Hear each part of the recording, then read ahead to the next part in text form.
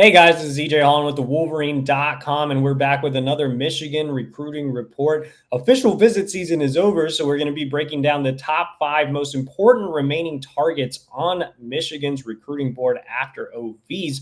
Before we do that, make sure to like this video, subscribe to our YouTube channel for free, get notifications every time we drop a new video, and also use the promo code UM1 over at thewolverine.com. If you're looking for more insider recruiting information, we're offering a special promo code for our YouTube viewers. Use that promo code UM1, get $1 for 2 months over at thewolverine.com.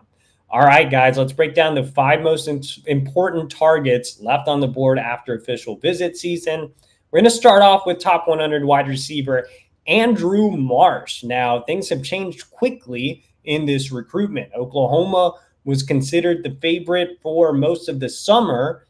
All of a sudden, Marsh canceled his OV to Oklahoma. Instead, he popped up at Michigan for Victor's Weekend this past weekend. Now, that was obviously a significant change in itself, but you also have to remember Marsh has visited 5 times. He was also on campus for an unofficial visit earlier this month. He's set to make his 6th visit for the barbecue at the Big House in July. So Michigan trending in the right direction here. I put in a prediction in favor of the Wolverines. Steve Wiltfong put in a prediction in favor of the Wolverines. So we both really like where Michigan stands. Now, Washington is still involved and is set to get a July visit. Kentucky is still involved, and we all know about their NIL. But Michigan's done a really good job in this recruitment. The familiarity is there. The relationship with Ron Bellamy is there.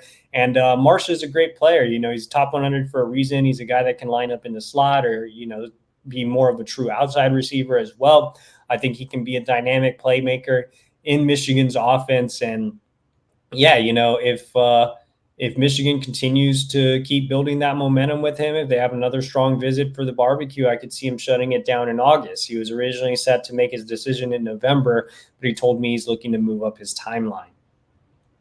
Next up on the list is top 100 tight end, Andrew Oles. So Andrew Oles is now trending towards Michigan after being considered a Penn State lean for the majority of the recruiting cycle. You know, Penn State has kind of faded here recently, and both me and Steve Wiltfong put in predictions for Michigan to land Oles right after his official visit for Victor's Weekend. Now, Oles is a big tight end target at 6'5", 215, just a big-bodied pass catcher that you can split out wide or put in the slot and use similarly to Colston Loveland. Now, he doesn't have a lot of experience as an inline tight end or as a blocker, so it remains to be seen what he can do there, and that's probably what's keeping him a little lower ranked on some other services.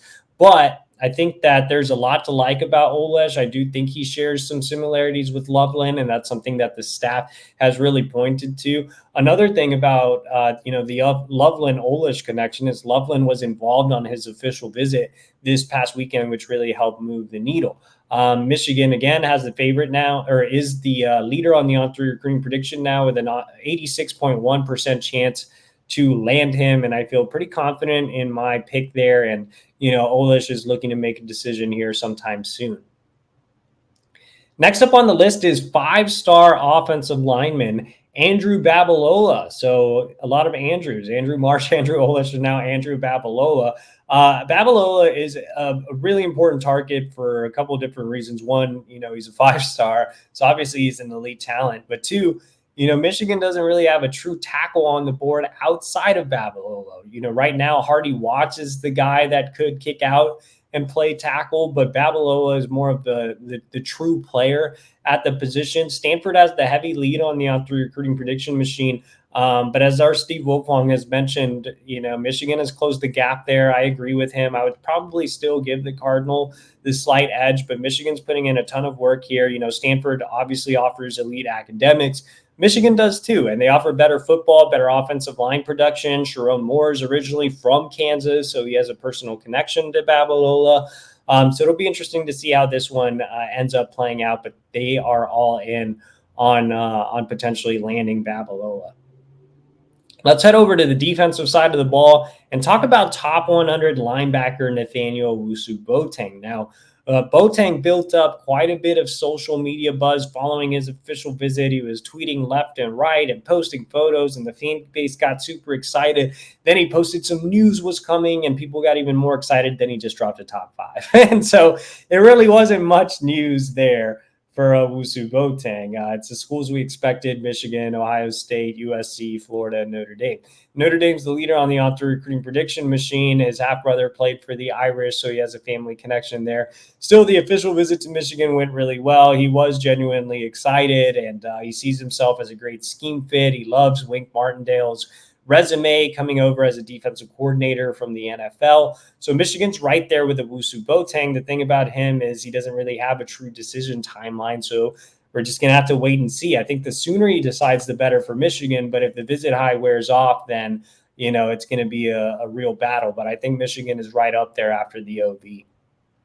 Next up on the list is Shamari Earls, top 100 corner out of Virginia. He's currently committed to South Carolina, but he did make a visit to Michigan this month. He also made a visit to Georgia over the weekend. Now, if I were South Carolina, I wouldn't be feeling very optimistic about keeping Shamari Earls. I do think that they are still in it for sure. They're set to get a visit from him in July, but both Michigan and Georgia are also pushing to get him back on campus in July. Now, Michigan hit a home run on his visit a couple weeks ago, but Georgia followed it up with their own home run. And Georgia's pushing hard here. It's tough to beat Georgia in head-to-head recruitments, especially for premium positions like corner. I still think Michigan is right up there. I still think there's a good chance he flips from South Carolina to one of the two schools. But battling Georgia is always scary still. Earls, again, had a great visit. He has a great relationship with Lamar Morgan. The pathway to playing time is easier at Michigan, and he really envisioned himself as that next Will Johnson. So, it'll be interesting to see how this one shakes out. Again, Earls has no timeline, so this one could very well go into the fall. All right, those are the 5 most important remaining targets after official visit season. Make sure to like this video, subscribe to our YouTube channel for free, and for more great content, head over to thewolverine.com. Use the promo code UM1. That's $1 for 2 months over at thewolverine.com. All right, guys, we will see you next week.